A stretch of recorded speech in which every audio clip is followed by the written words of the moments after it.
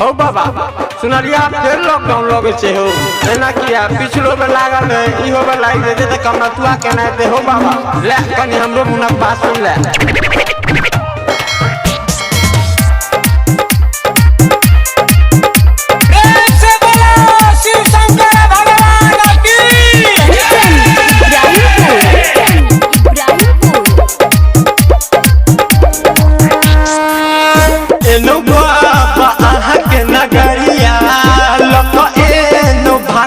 मोटरिया खोलू ने यो अपन नजरिया लागल बाबा आके के बरिया करे पुकारी बाबा सोते आके कमरिया खोलू के बारी बाबा खोलू के बारी बाबा देखियो इ सुनुआ के गाना गाप गाप के सुनावे है कन दरबार खोलियो अपन खोलू के बरिया बाबा खोलू के बरिया खोलू के बरिया खोलू के बरिया एनो दुवरिया बाबा खोलू के बरिया एलो दुवरिया बाबा खोलू के बरिया आय हो सुनु भाई सब साल जे देवघर बंद रहते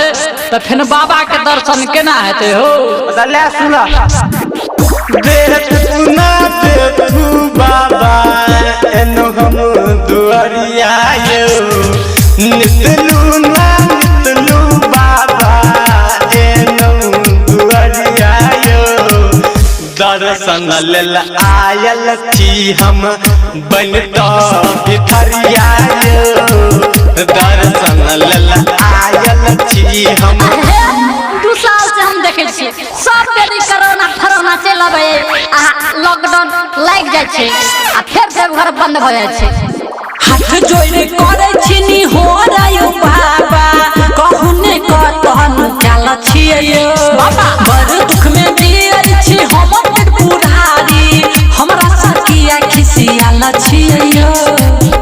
हो सुनु भाई बाबा के कोनो पर्सनल नंबर छ त मैसेज क द इहो चीज हम बाबा के गीते में कह दे छे ले सुनो हमर गलती के माफ करू ने बेटा अहीं के छी हिसाब करू ने हमर गलती के माफ करू ने बेटा अहीं के छी हिसाब करू ने बाबा आहा त अब लगा दिया लोटरी भांग का मोटरी गाजा के पोटरी